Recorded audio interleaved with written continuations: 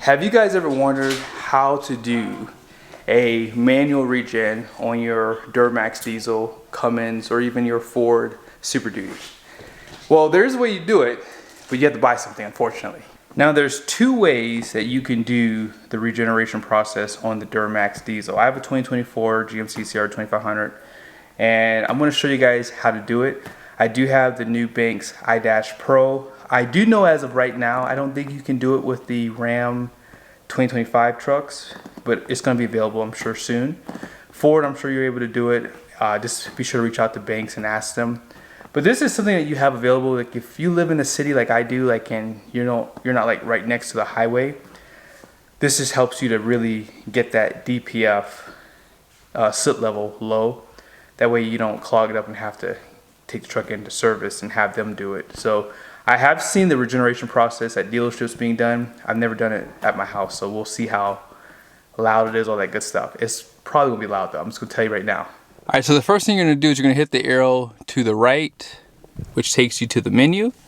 Now we're gonna scroll down to Diagnostics. Hopefully you guys see that. And hit the arrow to the right.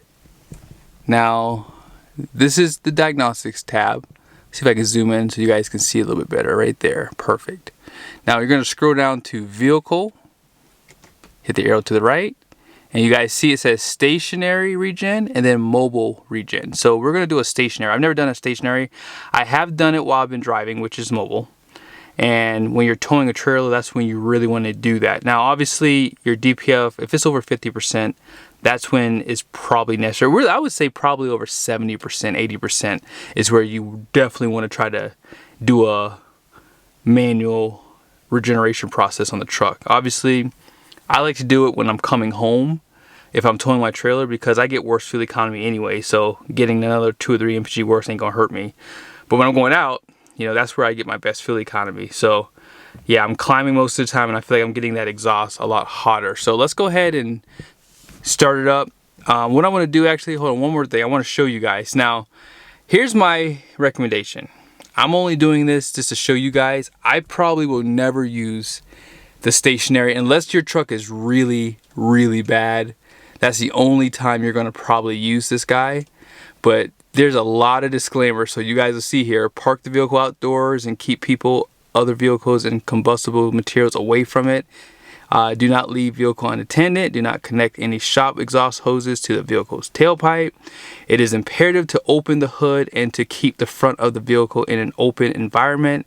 Check coolant level and oil level before and after the procedure. Engine and exhaust system damage can occur due to improper use of the service regeneration. Do not initiate the service regeneration if faults are present on vehicle which are not related to DPF faults.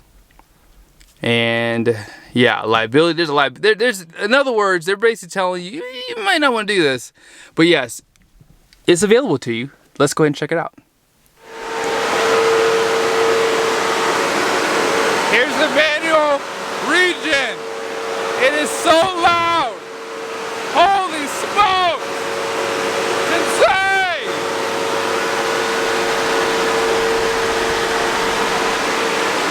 This is a stationary regen. It is so loud. Oh my goodness! Look at those exhaust gas temps too. I thought it'd be a little bit hotter than that, but I guess because we're stationary. But it lets you keep track of all the temperatures. EGT 1 and 2 are the hottest. Normally when you're driving, EGT 5 is the hottest. But yes, I just figured I would try it out and see how it goes. I don't know how long it's gonna do. My DPF's at like 36%. But yeah, it's loud, super loud.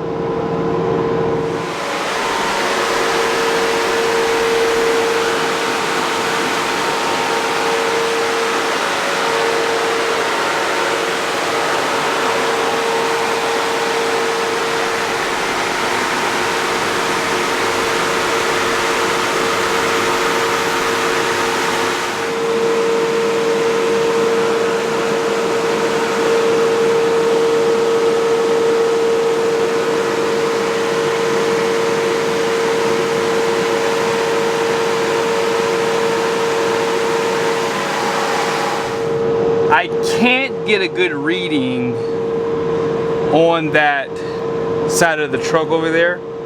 I'm not going over there. It's hot. Like it's hot. So yeah, I mean you can see the temperatures right here. But the best I was able to get was like 500 something degrees on the exhaust there. But I'm at 14%. We've probably been doing this now for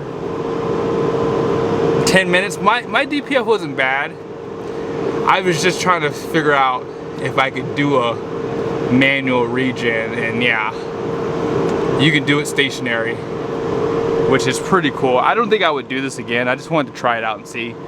As you guys saw, there's a ton of warnings, which means this is not good for the truck, obviously. So do this at your own risk, I guess. And of course, keep your hood up. I would even say do this like in a nighttime where it's a little bit cooler. I mean, it's 94 degrees outside. I mean, obviously the hotter temperatures are gonna help it to get that DPF level down. And if you wanna stop it, which I'm about to do right now, you can just hit the brake pedal. So stationary regen, end it. And I'm gonna drive the truck really quickly, just let it, you know, I don't know, I don't think I need to, but I just wanna drive it real quick because man, that's gotta be hard on your engine, guys. All of this, just saying, not trying to, you know, go down that pathway with you, but yeah, all of this to keep that DPF clean. You had to burn a bunch of fuel. Okay, this is take two. Unfortunately, my address was showing, I didn't notice it on my navigation screen, and I got tired of trying to edit it out. So what I was gonna say in that footage was, I went out that day to run some errands, went about 10-15 minutes away, you know, 8-9 miles maybe, driving 40-50 miles an hour, somewhere in that ballpark. And my sit level for my DPF was at 18%. By the time I got home, it was at over 30%. So I figured, you know what, let me just go ahead and try out this stationary regen. And that's what I did. And I was at about 14-15 mpg. By the time that short stationary regen I did was done, I was at like 7 mpg.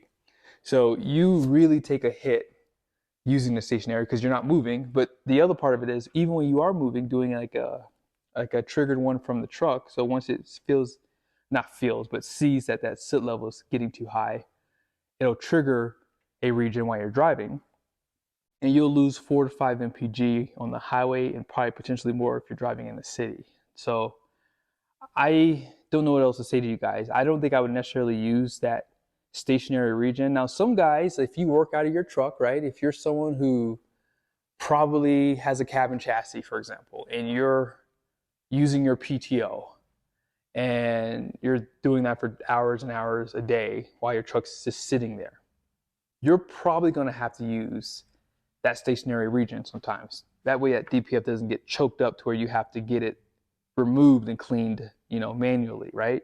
So that's why I did this video, just to kind of help anyone out there who might, you know, want to know how that system works. But the best way to do a regen is if you're towing. If you're someone who plans to get the Banks iDash Pro, you can go in there and do a mobile regen. Even if your sit levels are at like 40%, 30%, I would just recommend like, hey, just do it if you're under load, because it can get done a lot quicker, and that way you're not using so much fuel to clean that stupid filter. But I am hoping one day that this emissions control stuff becomes an option, or at the very least, we can do weight loss program without serious repercussions, right? But we won't go down that road. I did break my camera, so I'm going to be posting less content until I get it fixed. I was supposed to take this lens here and get it fixed because this one got replaced, and then my new one, it was really windy today, gust of 40-mile-an-hour wind, and my camera got knocked out of my hands, which is crazy. So absolutely terrible day, but it's okay. But I got some good videos coming. I got 2 tow tests today. I did another high output power stroke because this is a redo for the truck that I had first. I also got a EcoBoost trimmer, and the 5-liter Coyote F-150 will be dropping this weekend. Also, oh yes, I was thinking about it, I couldn't think about it. I got a Eco Diesel. I got an Eco Diesel to tow up the 6% grade. I can't wait for you guys to see that video. It's wow. All I can say is wow. If you own an eco diesel and you tow with it, let me know your guys' thoughts. Wow. And Titan video, I might drop that video this week. And I probably have some more. I just can't think of what I've done. I've done so much towing tests that I just lost track. But yeah, be sure to subscribe to the channel.